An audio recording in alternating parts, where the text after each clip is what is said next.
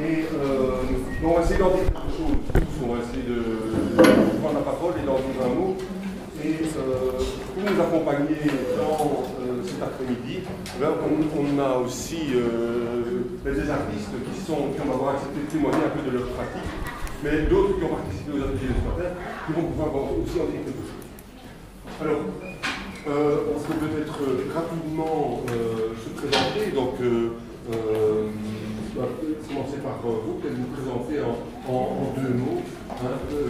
Et après quoi, on va directement passer la parole à l'auditoire, parce que je pense que c'est ça le plus important, c'est que l'auditoire a la parole.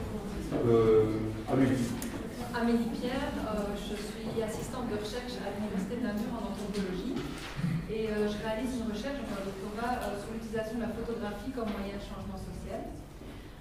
Et donc mon terrain de recherche, c'est un atelier de photographie que j'ai animé avec des enfants malvoyants et un terrain de recherche, donc un autre atelier que j'ai réalisé avec des enfants dans une école à discrimination positive. Donc ce matin, j'ai animé un atelier de photo avec Dominique Simon, qui se trouve ici. Tu veux te présenter aussi? Ben voilà, moi je suis assistante sociale de formation, j'ai commencé la photographie sur le tard. Et voilà, j'ai lancé un travail de sensibilisation sur la question du handicap et l'exposition se trouve au C15. C'est le fruit d'un travail avec un collectif qui vit le handicap. Voilà. Je fais témoigner de cette expérience. Merci. Donc je ne suis pas présenté à celle avec qui j'ai travaillé ce matin. Donc moi je suis peintre et Manuel Sorel. J'ai créé aussi le Miroir Vagabond où on fait un travail social diversifié dont les activités sont traversées par de l'artistique. On va d'abord profiter. Voilà. Merci. Merci. Moi je m'appelle Pichi Banda. J'ai toujours des difficultés à me présenter parce qu'au lieu de me dire qu'est-ce que vous faites, vous devez plutôt me demander qu'est-ce que vous ne faites pas. Je suis conteur, j'ai un éminé radio à Paris, à partir de chez moi. J'écris des bouquins, j'anime des formations dans le cadre de l'interculturel avec les assistants sociaux. Je me mêle de l'insertion socio-professionnelle avec les articles 60 au CPS d'Ixelles. Je suis le papa de Christelle et Christian. Voilà. Merci. Bien, donc on va commencer par faire un premier tour de table. Non pas donner la parole à tout le monde, enfin tout le monde ne doit pas prendre la parole, mais quand même donner la possibilité à chacun d'avoir une première réaction sur ce qu'il a vécu ce matin. Donc une première impression, un premier sentiment, une première chose à dire. Alors, peut-être en un mot ou en demi-mot qui vous êtes, parce que certains ne sont pas de l'école dans l'auditoire, donc on serait intéressé de savoir qui est qui. Alors, est-ce qu'il y a une première réaction, un premier sentiment que quelqu'un veut exprimer au départ de cette expérience de pratique artistique de ce matin? Est-ce que quelqu'un veut en dire quelque chose? J'ai entendu quelqu'un qui me disait il y a plein de réactions, il y a des étudiants qui ont une réaction forte. Par exemple, moi, ce que j'ai entendu, c'est au moment où ça devenait intéressant qu'on allait discuter sur il y avait le temps et c'était fini. Ça, j'ai entendu. C'est des jeunes qui sont quelque part là. Ils sont là. Donc ça va être l'occasion de revenir sur cette discussion que vous aviez, de la partager avec plus de monde. Alors, Donc si les étudiants se reconnaissent dans ce que Mme Dino vient de dire, allez-y. Allons-y. J'en profite, je vais faire passer une liste aux étudiants de 2e et 3e qui signent pour leur présence.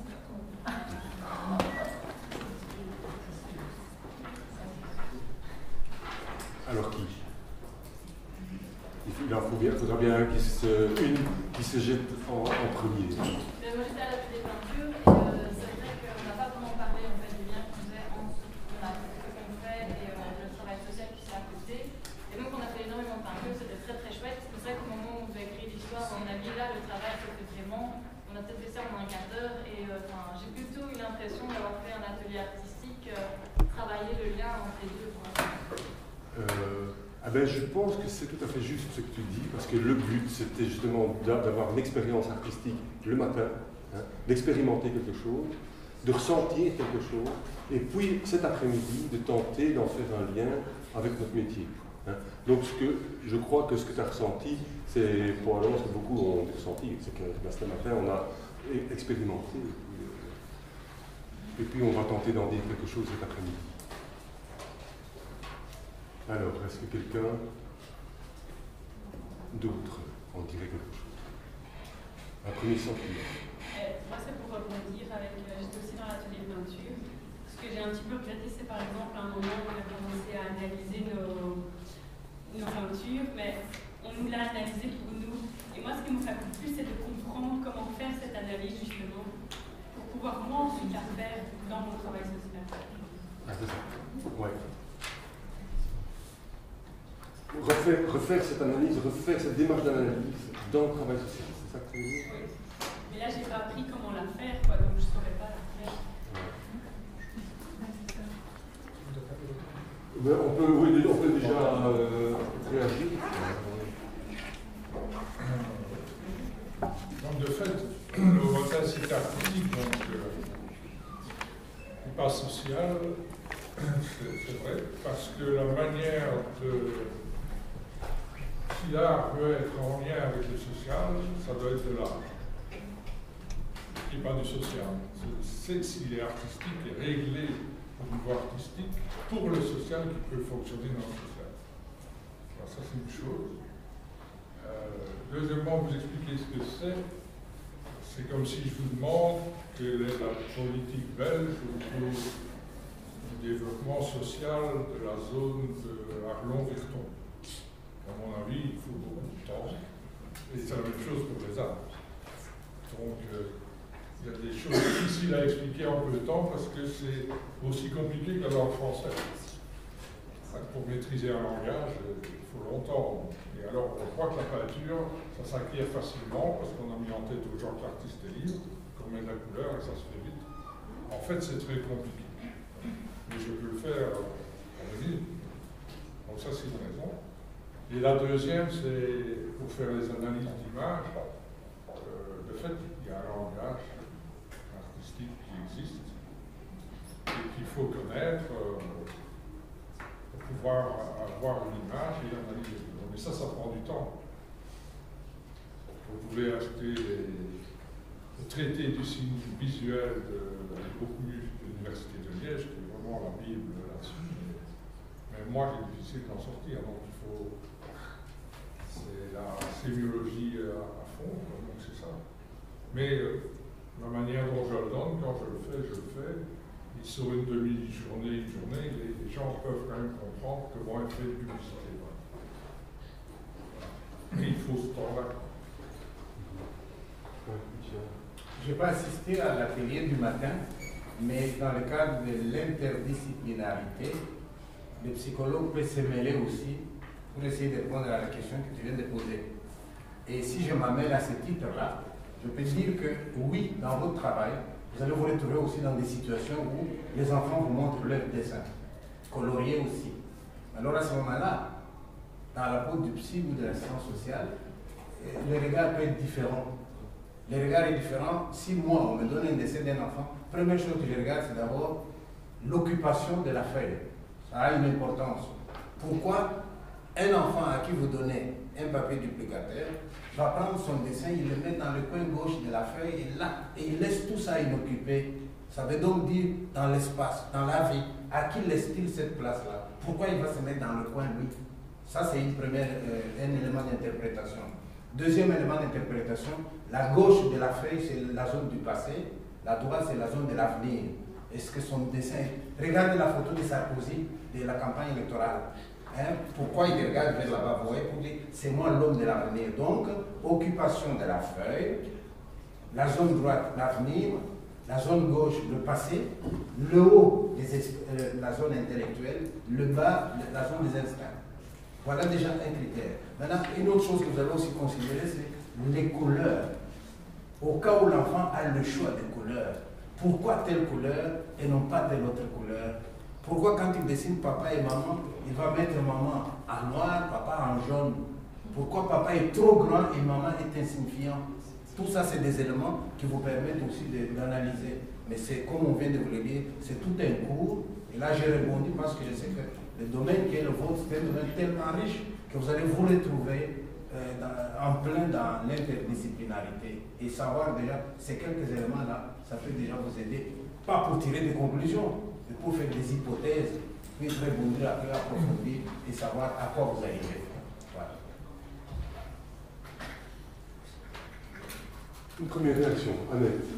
Moi, j'étais à l'atelier peinture ce matin et je dirais que d'abord, moi, j'ai pris du plaisir parce que je trouve que c'est gai de tremper un gros pinceau. Et puis enfin, il y a ça, et puis alors il y a le fait de le faire à plusieurs. Je suis toujours étonnée de ce qu'on peut produire de beau quand on se met à plusieurs, même si ce qu'on fait n'a pas l'air... c'est des traits, des trucs, mais ce qui sort après, je trouve le résultat est très beau.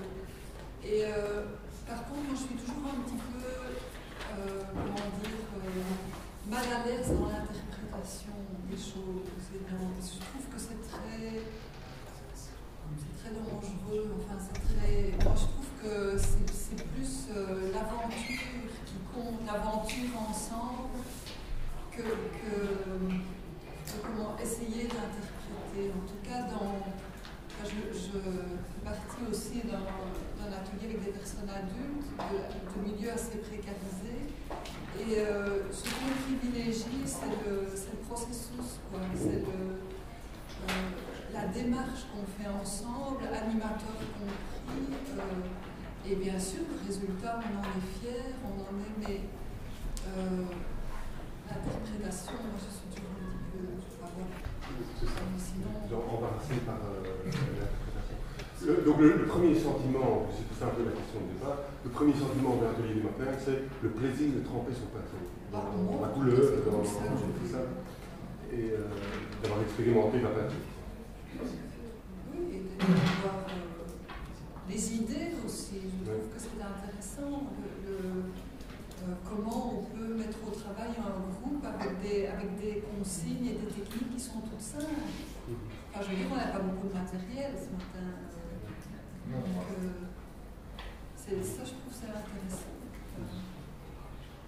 Ça, c'est un choix, mais quand je fais une animation, je ne renvoie pas l'interprétation au groupe, parce que ça ne lui sert à rien.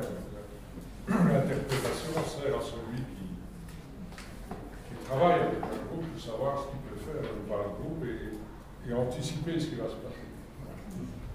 Alors en peinture, par exemple, il faut repérer si quelqu'un fait ça, on sait déjà qu'il va foutre en l'air la peinture des autres. Donc, si vous avez remarqué tantôt, je n'ai pas dit stop, j'ai dit arrêtez et regardez. Voilà. Parce que j'ai dit arrête, il y a au moins un ou une qui a fait une bêtise et qui a marqué les autres. Donc si je dis on arrête, on recule, j'empêche qu'il y ait un geste qui détruise quelque chose. Voilà, et pour ça il faut lire la peinture qui est en train de se faire et il faut avoir fait de la peinture pour le savoir.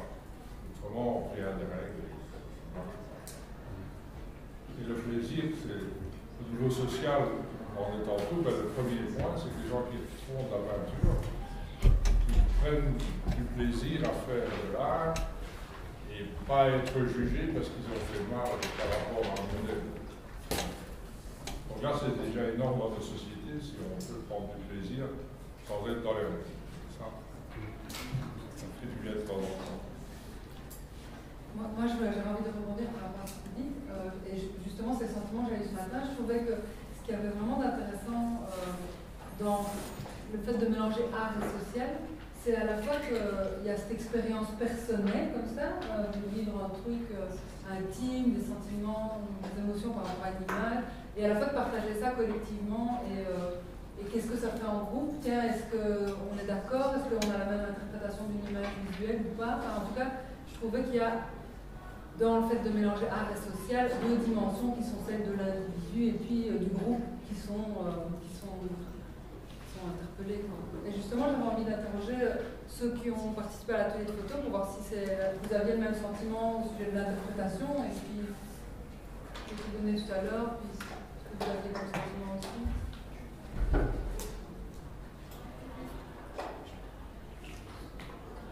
Oui.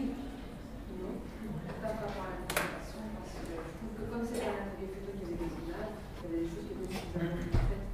La voiture, je vois très bien ce que c'est assez abstrait, mais je vois bien que si on s'engage sur essayer d'interpréter des formes et des couleurs, on peut vraiment être déstabilisé si on n'a pas les clés d'analyse entre les mains. Et ça, je peux pas comprendre. On peut avoir ce type d'interprétation, mais pour l'atelier de photo, moi, je ne peux pas sentir comme ça. Et je trouve, par contre, par rapport à l'atelier de qualité, on n'est pas allé assez loin pour l'atelier de photo pour ça. Donc c'était, oui, on partageait ensemble, oui, pour moi, je n'ai pas cette interprétation-là, mais on n'a pas eu à un moment donné une construction collective. Voilà, donc ça c'est. Moi je suis un petit peu frustrée par rapport à la coordination parce que j'aurais aimé que ce soit un petit peu plus expérimental, qu'on ait vraiment des pratiques. Moi j'attendais ça, donc par rapport à l'intitulé, j'ai été un petit peu frustrée. Mais c'était assez théorique et ça rejoint avec la réflexion que je faisais.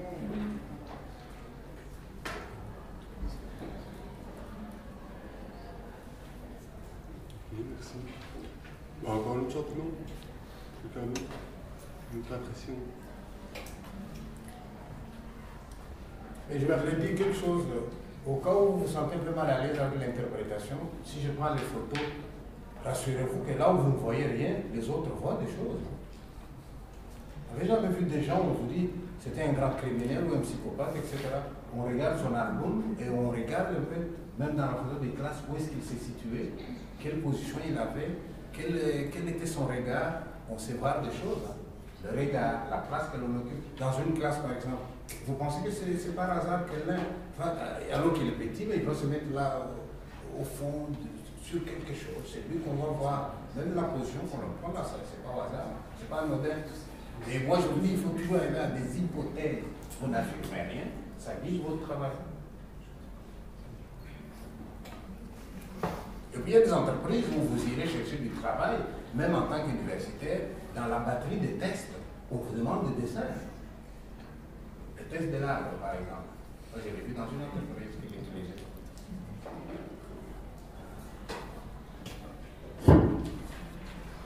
L'idée, c'était d'abord de donner la parole pour un premier sentiment. Alors maintenant, je propose qu'on se mette au travail, hein, et qu'on se mette au travail par groupe de 6. Hein. Et donc, nous, on va peut-être rejoindre aussi, hein, des groupes. Et on va rejoindre. Donc, on va rester dans l'auditoire, hein, aux 6 coins de l'auditoire. Et sur des questions, hein, des questions qui sont simples. Donc, je vous propose d'en prendre note. C'est, premièrement, qu'est-ce que j'ai appris? Qu'est-ce que j'ai découvert? Qu'est-ce que j'ai appris à travers cette expérience du matin? Hein, qu'est-ce que j'ai appris? Qu'est-ce que ça ouvre comme première réflexion, hein, et comment je fais le lien avec le métier de travailleur social? Donc, premièrement, qu'est-ce que j'ai découvert, hein, qu'est-ce que ça ouvre comme réflexion, et comment je fais le lien avec le métier de travailleur social? Alors, je vous propose de travailler par petits groupes de 6, et puis je sais pas, quand on fera un peu le tour, mais quand chaque petit groupe, chaque sous-groupe de 6 a un peu fait le tour, arrivé au bout de ces réflexions, à ce moment-là, on se remettra ensemble et on va essayer de retenir par sous-groupe une idée à transmettre au groupe, au grand. De manière à permettre à chacun qui s'exprime peut-être parfois plus difficilement en auditoire, de prendre la parole et de se mettre au travail. Ok. Alors, je proposerais que les personnes extérieures ne se mettent pas trop dans un même sous-groupe, hein, donc de s'éclater dans tout l'auditoire de manière à pouvoir alimenter l'expérience de l'extérieur ou des anciens. Ok, on fait ça? Donc on se met un peu partout dans l'auditoire, par sous-groupe de 6. Et on se met à travailler. Vous avez 3 questions. Ok?